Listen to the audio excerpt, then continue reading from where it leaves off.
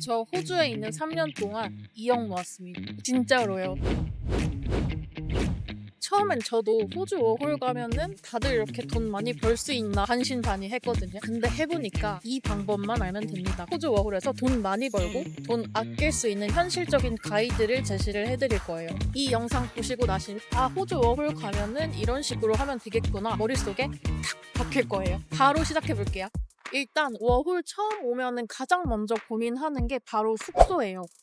다들 우리나라처럼 월세 개념을 상상을 하시는데 여기 호주는 거의 주세로 내고 있어요. 그리고 상당히 비쌉니다. 일주일에 한국 월세 한 달치를 내야 되는 경우도 있어요. 그래서 대부분은 쉐어하우스나 호스텔에서 지냅니다. 쉐어하우스는 주당 한 180불에서 많으면 한 300불 정도 하는 것 같고요. 호스텔은 호스텔마다 다르지만 그래도 한 200불에서 300불 정도 하는 것 같습니다. 상대적으로 호스텔이 조금 더 가격이 있는 것 같아요. 한국과 비교해서 이렇게 공용 생활을 하는 게 처음엔 익숙치 않을 수도 있는데 워홀 온 초창기에는 이게 굉장히 많은 도움이 돼요. 물가 적응하기도 쉽고 친구도 빨리 사귀고 정보도 자연스럽게 들어옵니다. 그리고 선배 워홀러들을 만나게 되면 팁도 많이 받을 수 있어서 호주 워홀 정착하는데 훨씬 더 쉬워집니다. 그 다음 교통은 한국에서 했던 것처럼 택시 자주 타고 다니고 그러셨던 분들은 당황스러울 수 있어요. 호주에서는 버스비 자체도 비싸거든요. 그래서 대부분은 차를 사시는 분들이 많은 것 같지만 차를 살 형편이 안 되는 분들은 대중교통을 타는 거, 그게 일반적이에요. 특히 여기 퀸즐랜드주는 지금 50센트로 동결이 되어 있어요. 언제까지일진 모르겠지만 현재까지는 모든 대중교통이 50센트라서 그런 데서 도움을 많이 얻으시는 분들도 계십니다. 그리고 교통카드는 주마다 이름이 달라요. 뉴사우스웨일스는 58카드, 여기 퀸즐랜드주는 고카드, 그리고 멜번은 마이키 카드를 씁니다. 그 외에도 있지만 제가 다 외우진 못하고 대표적인 세 주만 말씀을 드렸습니다. 차를 사는 것도 편하긴 하지만 장기적으로 볼 때 돈을 아낄 수 있는 거는 이렇게 대중교통인 것 같아요. 그래서 차를 살 여력이 안 되는 어린 워홀러들이 이렇게 버스를 많이 타고 다니시는 거는 너무 흔한 일입니다. 혹은 먼 거리를 이동해야 되는 상황이 생기면요, 친구랑 같이 렌트를 해서 이동을 하는 경우도 있고요. 그 단톡방 같은데 여기부터 여기까지 5일 쉐어 해주실 분 하면은 가끔 소일거리 하시는 분들이 태워다 주시기도 합니다. 그게 아니면 친구 말고 그냥 호스텔 같은 데서 좀 뜻이 맞는 친구들을 찾아서 연료비를 쉐어한다거나 렌트해서 드라이빙을 같이 한다거나 이런 방법도 있습니다. 그리고 코시츠 같은 어플도 있다고 하니까 이런 거 알아보시면은 장거리 이동하는데 굉장히 많은 도움이 되실 거예요. 그 다음은 식비. 한국인들이 호주 워홀에 와서 가장 많이 충격을 받는 게 이 식비예요. 호주는 외식비가 정말 비싸거든요. 제가 한국에 있었을 때는 한 5, 6천 원이면은 국밥 한 그릇 먹었는데 지금은 좀 달라졌다고 듣긴 했어요. 근데 호주에서 외식하려면 기본이 20불이에요. 그래서 약 2만 원 정도라고 보시면 되는데 좀 비싼 데 가면 한 40불? 그 이상까지 가기도 하고, 그래서 평균적으로 20불에서 40불 정도 된다고 보시면 돼요. 굉장히 비싸죠. 그래서 현실적으로 돈을 아낄 수 있는 방법은 오히려 한국에서 쓰는 식비보다 더 적어지거든요. 왜냐면 식재료가 굉장히 저렴해요. 오히려 한국보다 싼 재료도 많아요. 예를 들면 채소류, 서양 채소류 있잖아요. 아보카도 같은 거. 그리고 파스타 재료나 치즈 종류나 그리고 닭가슴살 같은 게 굉장히 저렴해요. 그래서 그런 거를 이용해가지고 요리를 해서 먹으면 오히려 더 한국보다 저렴한 경우가 있습니다. 한국 음식이 너무 먹고 싶으면 가끔 가서 사 먹을 수도 있지만 그래도 좀 저렴하게 먹을 수 있는 방법이 있냐 하면은 한식당에서 일하는 방법이 있는데요. 한식당에서 일하는 경우에 스탠밀로 한식을 주긴 합니다. 그래서 한식당에서 일하시는 분들도 있으신 것 같더라고요. 그래서 내가 하루라도 한식을 안 먹으면 안 된다 하시는 분들은 한식당에서 일하는 거 생각해 보시는 것도 좋을 것 같아요. 그리고 밖에서 뭘 사 먹어야 되는데 되게 저렴하게 먹고 싶다 하시면은 제가 추천드릴 수 있는 거는 아무래도 패스트푸드, 맥도날드 같은 거, 그런 게 가장 저렴하고요. 그래도 좀 먹을 만한 거, 한국인 기준 먹을 만한 거를 제가 말씀을 드리자면은 테이크어웨이 전문점 일식당 중에서 카레를 파는 데가 있어요. 그게 10불 전후로 조금 저렴하기도 해요. 밥이 있는데도 불구하고. 그래서 그런 거 드셔도 되고, 그거 아니면은 스시 롤 체인점 되게 많거든요.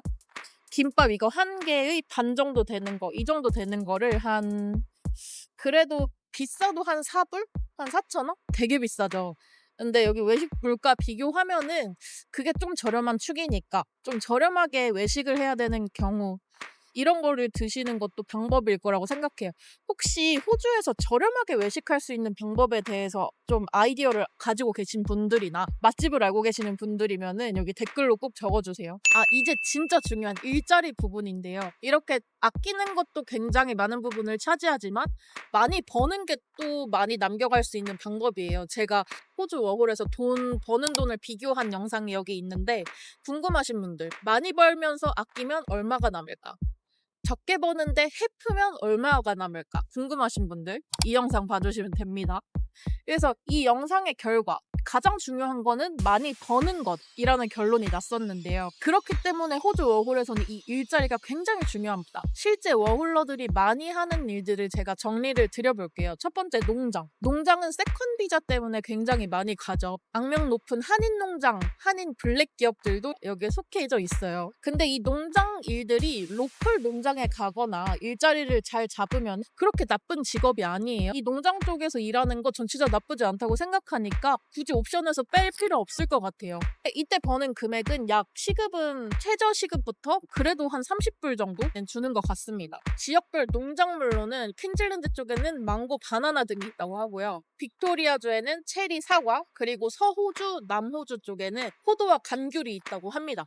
이거에 대해서 자세한 설명은 이쪽 이 홈페이지 링크 들어가시면 있다고 합니다. 그래서 이거 보시고 이동하시면은 굉장히 큰 도움 될 거예요. 그 다음 많이 하시는 직업이 호스피탈리티예요. 호스피탈리티가 뭐냐면 식당이나 카페 아니면 식음료 부서, 바 같은 펍 같은 데서 일하는 거를 뜻하는데요. 그나마 좀 안전하게 돈을 벌 수 있는 방법이라고 말씀드릴 수 있을 것 같아요. 왜 그러냐면은 추가 근무나 주말 근무에 대한 추가 수당을 지급을 하게 돼 있어요. 법적으로. 그래서 그런 거를 받을 만한 기회도 굉장히 많고요. 그리고 앞서 말씀드렸던 한식당 같은 데서 일을 하시면 한국어로 말을 하면서 편하게 일을 할 수 있는 환경이 되어서 영어가 모자르신 분들한테는 편한 옵션이 될 수도 있습니다. 처음 워홀 와서 나 혼자서 뭘 하기에 좀 겁이 나시는 분들은 입문하기에 한식당만한 게 없어요. 주변 사람들도 많고 영어도 많이 안 해도 되는 환경이고 한식도 제공이 되니까 이런 점에 있어서는 한식당이 또 좋은 점도 있을 것 같기도 해요. 그 다음 분야는 공장입니다. 이 공장에는 그 피커, 패커나 물류 같은 걸 다 포함해서 말씀을 드리는 거예요. 포크리프트 유명한 거 있죠. 그다음에 공장 같은 경우에는 육공장 같은 게 있을 테죠. 이게 고정적으로 돈이 굉장히 잘 모이는 편입니다. 특히 육공장이나 포크리프트를 모실 때 받는 시급이 꽤 돼요. 30불 좀 넘는 걸로 알고 있거든요. 이게 좀 유동성 없이 딱 박혀서 처음부터 끝까지 이 일만 하면 굉장히 많이 버실 거예요. 세이빙 굉장히 많이 하실 수 있을 거라고 생각합니다. 그 대신 다른 직업들보다 좀 몸으로 일하는 편이라서 체력이 조금 필요하긴 합니다. 이때 시급은 20불 후반대부터 30불 중반대까지는 되는 것 같아요. 그 다음은 요즘 제일 핫한 건설 분야입니다. 시급이 30불에서 40불 정도 돼요. 굉장히 높죠. 근데 다른 직업에 비해서 딱 하나 필요한 게 있는데 그게 바로 자격증 화이트 카드예요. 이게 건설업에서 일하려면은 있어야 되는 건설업 기초 교육 수료증이라고 보시면 돼요.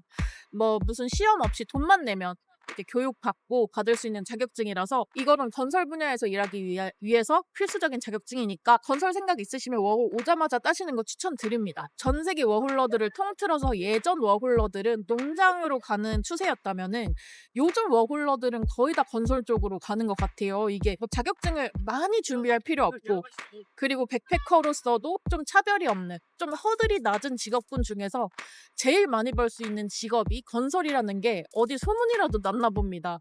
유럽 쪽을 통틀어서 영어권 친구들이나 여기 아시안 친구들이 요즘 건설 쪽으로 굉장히 많이 가고 있어요. 그래서 몸으로 일하는 것 상관없다 하시는 분들은 건설 쪽으로 가시는 거 굉장히 좋은 방법이에요.